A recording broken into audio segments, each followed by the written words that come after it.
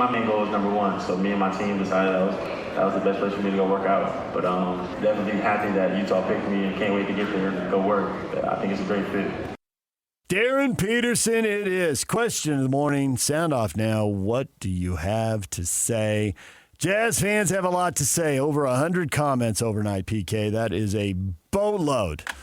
Brian says only time will tell. Read every one of them. If he's available and he's consistent, it doesn't miss a lot of games. He can become a great pick. But you could say only time will tell on every single pick in the history of every single draft in every single sport.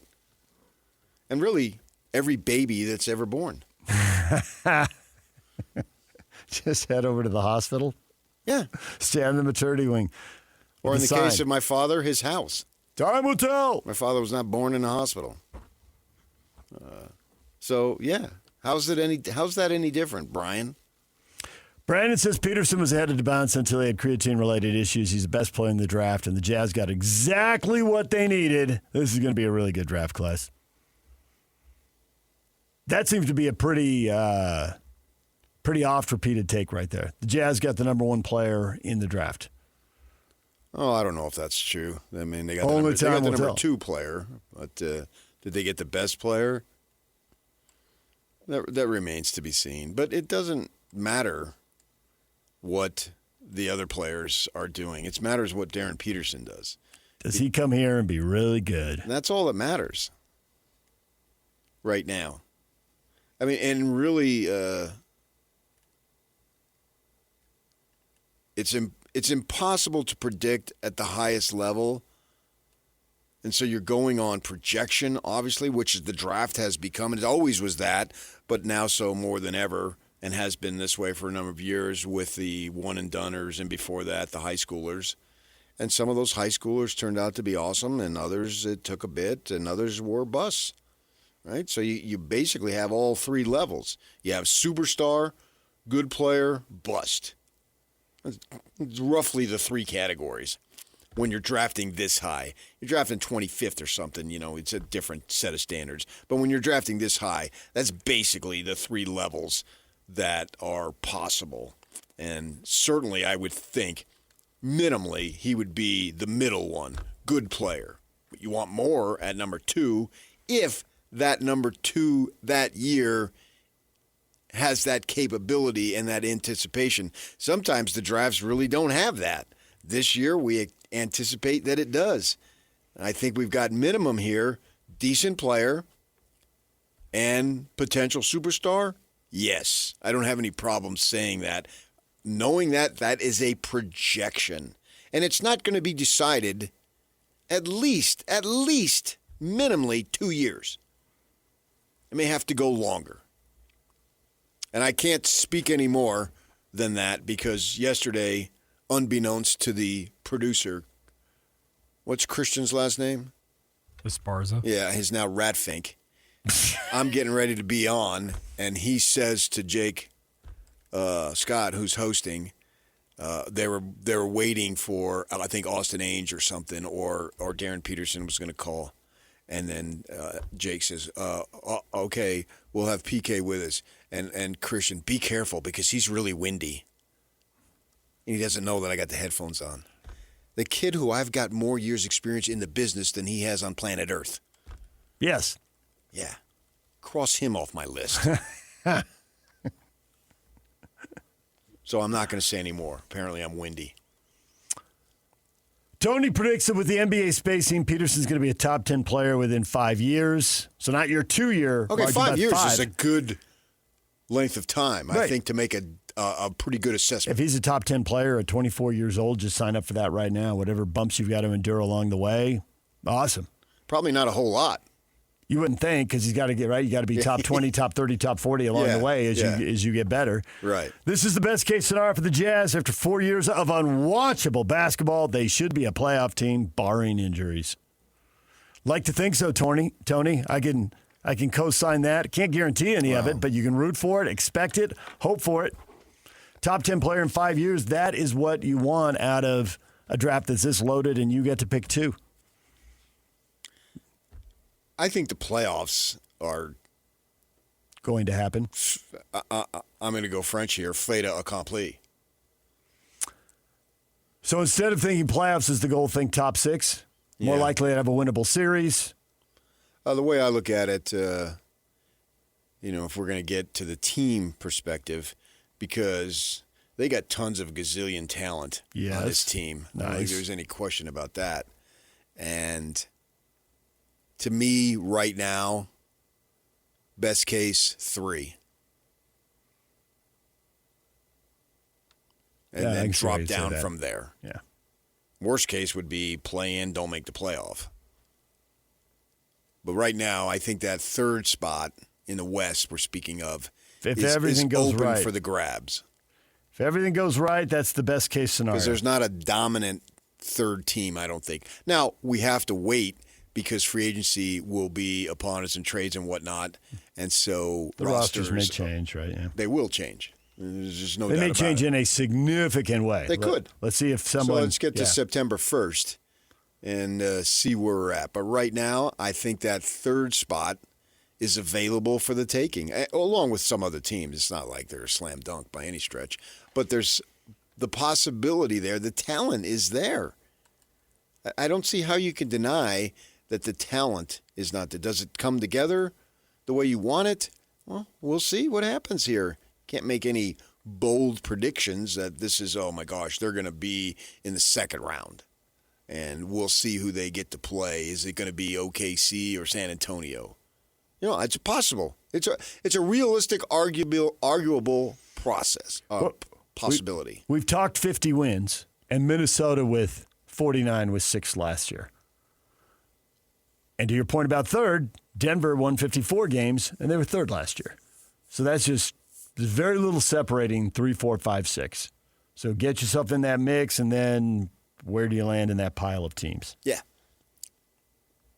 Take that right now after what we've seen the last 4 years. Scott, he will be a superstar. It was the right pick. He has more upside than Cameron Boozer. We also need a ball handler, a shot maker. He can get a bucket in pressure situations like in the NCAA tournament. Smooth Jazz. That's one nickname I like for him. Oh, yeah. He puts the smooth in Smooth Jazz. He's just a smooth player. You watch him play, and the way he glides, the way he moves, it is always on frame, on target. It doesn't look awkward. It just looks like, okay, you see where he wants to go. He's got the ball, and he's moving in a direction in the court. You see that you can anticipate the spot that he wants to get to. And he gets there, and he does it with a sort of a mind-blowing ability. I remember sitting courtside or second seat where we used to have the media, and I think Brad Rock was sitting next to me, and they're playing the Pistons. This is a snapshot of a memory for some reason that just stuck with me. And Grant Hill's on the team, right? Mm-hmm. And it's in his younger days. It might even been his rookie year. He gets the ball somewhere in the backcourt. I don't remember if he gets the rebound. Goes down, moving as he's dribbling and taking big strides. He's a tall man with long legs, right? And just glides right to the hoop.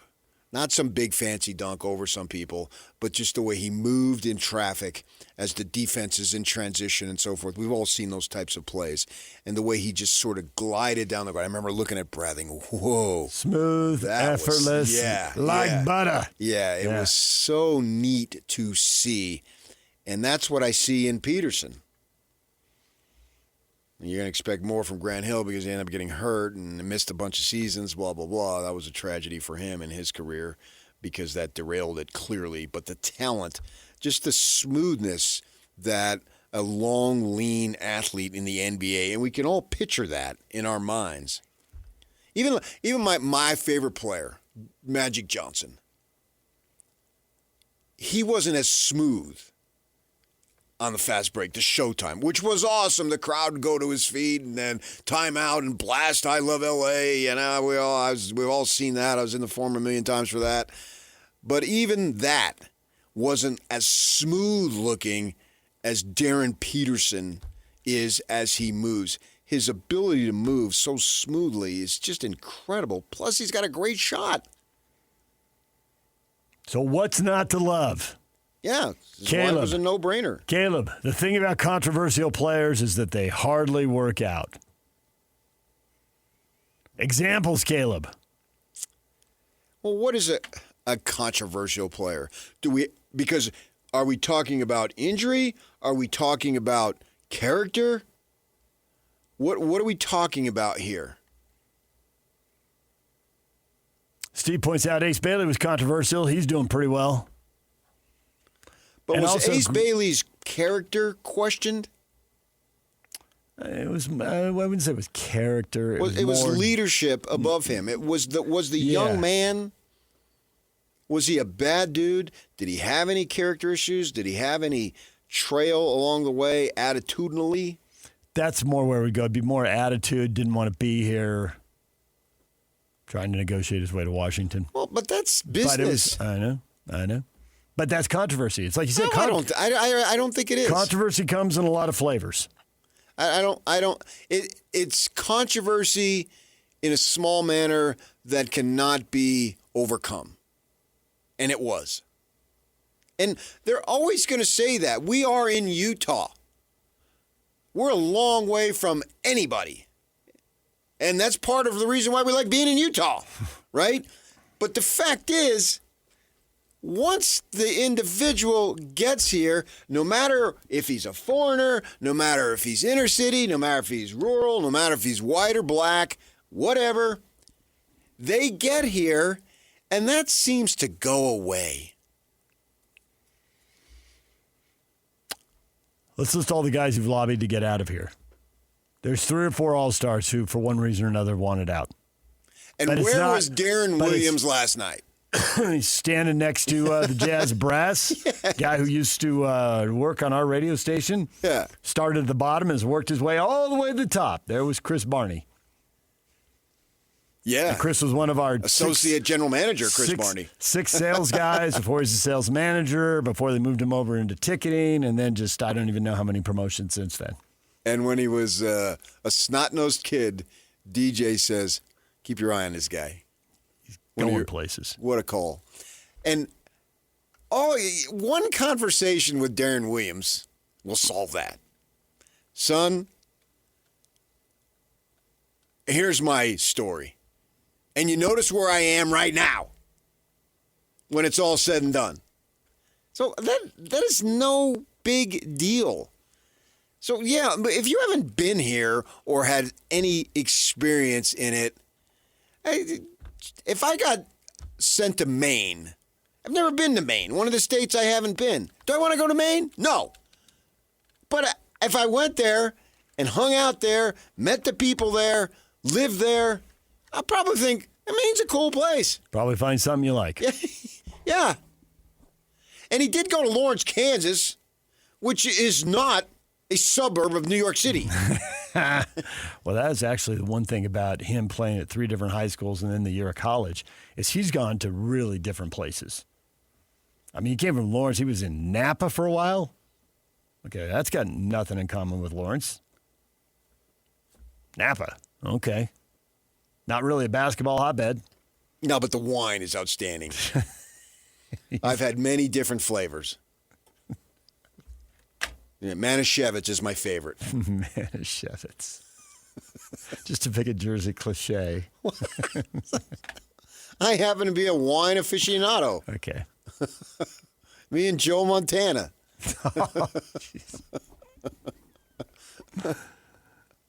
and the thing about it, man, I was on the call last night when he called in. Mm-hmm. It was a great interview. It's only 5 minutes, but that's all you need. You don't need 15, 20, 25 minutes. That 5 minutes with the guys and me for last night I thought it was great. Not that we were great. He was great. Who cares what we are? It is him.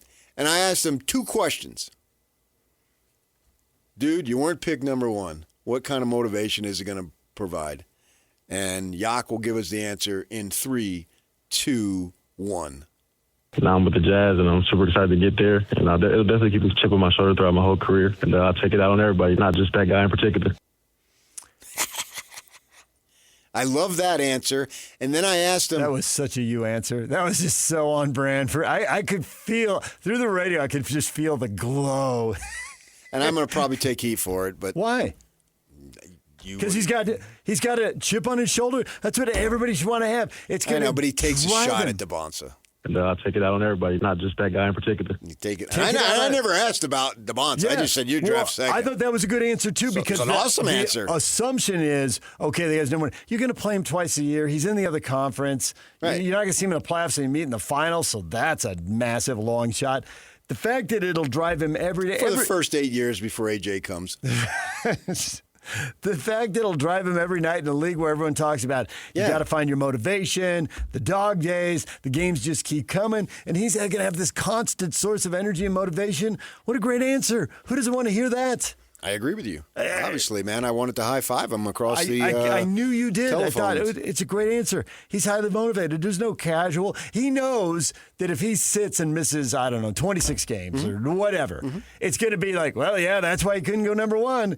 And he's bitter about it. This is like, I get why people were worried about it. It's a huge investment. It's a huge opportunity to draft here. And if you pick the wrong guy, and it seems like it's the only thing that can go wrong with this guy is what if he's hurt and he's sitting all the time, and what if he doesn't really have the drive and he's not ready to push through stuff or not willing to push through stuff.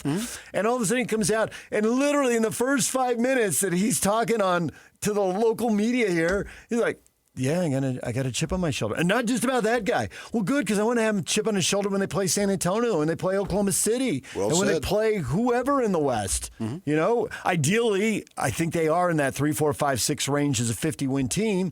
Well, the whole point of getting there is play somebody you can beat in the first round, have some playoff success. You're not going to duck Oklahoma City and San Antonio forever.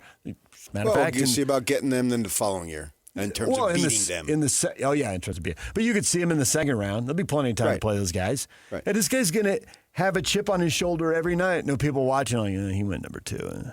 He should have gone 1. He wants people to say that. He should have gone 1. He's so good. And I want him to want that. Right. Yeah. And hopefully it's not just that, but it's like so much of the NBA is what kind of stats do you get? Because that determines how much money you get. And the stats are primarily focused on offense. Box scores are focused on offense. And he's got the ability and the size to be a really good defender. And the best teams, you can look at the stats, and the best teams are good defensive teams. Sometimes because Wemby's there blocking shots and they just won't take layups and dunks. But you got to be good defensively. He knows he's going to get judged on that. It's awesome. It's a great answer. I agree. Puts to bed a lot of the baggage or fears. I mean, every fan probably has a different word for it, whatever consternation they had. Yeah, concern. Yeah. It's like, okay, now he's still got to do it, and there's still going to be ups and downs. But if that is constantly anxiety in the background driving him, Gobert played really hard. I mean, obviously he doesn't have the offensive game everybody wishes he had, the offensive game that he would need to be one of the all-time great centers. But he plays really hard at the defensive end of the floor. It's hard to move a big body as well as he moves around on the court. He wears number 27 because he got drafted 27th, and that irritated him. And he played with a chip on his shoulder. And it doesn't fix the offensive issues with him, but the reason he's so good and he's made hundreds of millions of dollars is the energy that dude brings on the defensive end of the floor. Yeah. And it's powered by the same thing, the same thought that's going to be powering Peterson. Should have been drafted earlier. 25 years later, the number 3 galls the living crap right out of me because you openly tell people he was my third choice. Yeah. David Lockwood. Every freaking day. Cool. Every segment. And now it's almost a quarter of a century when the ink dries. And I'm not done. Nice. And my 26 and 27 ability to get revenge over you is still there. When I go into contract negotiations, I say one more penny. That's all I ever say. Awesome. And they think that's a bargain. I hope you got it. Because I can get far more. But I only want one more penny. Because I don't want to rip the whole company, so I'll take less. But I want one more penny. And my second question to him was, so many guys in your position come into a rebuild to a team that is away, a la AJ and Boozer, and I can even go Caleb Wilson and how far you want to go down, but you get the point. And he said, yeah. I said, this isn't going to be this case for you. He said, I know. And he starts ripping off everybody. Like he's had personal conversations with all the guys. He knows all about the team. He knows what's available to him right now from day one, and he knows he's got to earn it because there's going to be levels of competition. And then not only he has to earn it, the younger dudes, basically Kessler resigns. If he does, he's going to play the 5. The other 2 guys are going to play the 3 and 4 or the front line, however you want to phrase it. And then from that point, playing time is the old Majerus line. I don't decide, you decide. Who's going to decide? And that's going to be cool for the entire team. That wonderful backcourt of George and Bailey. Okay, now you got somebody on your heels. What are you going to do about it? You got to do something about it. You can't let the rook come in. And Keontae George has worked way hard to get to his spot. He wants to maintain it. He's due for a contract extension coming up. He wants to prove to everybody that, okay, these points that we're scoring in losses are not shallow, that I hit big shots. I am a big-time player. I should have been drafted higher. And great, I want Peterson on the team because it'll help us win, but he ain't taking my spot. I'll play alongside with him, but nobody's taking my spot. Need my 36 minutes. Yeah. And Ace Bailey, you had a nice season and you progressed as the season came along. But now you got a hot shot right on your tail. Be interesting to see what the Jazz management thinks, because if they bring in a veteran, then it gets really hard. Right now, there's enough minutes to go around because I think Ace Bailey can back up Markkanen. Whether Markkanen's, whether Markkanen's off the court potential to play all 3 of them for 15 minutes a night, or if he's the backup for, you can start doing the math of it all. If Jaren Jackson Jr. is playing 35 minutes, Markkanen might play 13 minutes at the 4 and might play the rest of his time at 3, but that opens up nearly half the game at 3 to put Ace there. Yeah, but when you're down 1 and there's 15 seconds to go. Which 5 guys get to close the game? Who gets the shot in the last 5 minutes? Who is the second option? If one guy if you don't want to be the number guarded, 1, then I don't want you. Bum. And I think he's going to want to be the number 1. DP. Yes. It may take a bit. I'm willing to have a level of patience. And that's the great thing about it, is this team can win while he develops. Yes. You don't have to wait. We're expecting that. 2-3 years. No. I don't like the phrase ease him in, because I want him in difficult situations right off the bat. I think you're going to see that. But I'm not going to put all the pressure on him. He doesn't have to be the man, but I don't want to take time unless it calls for it. But I don't want it to sit him at the end thinking, because he's a rookie. If he's playing well the whole game, then he belongs in there at the end. And we'll see what happens.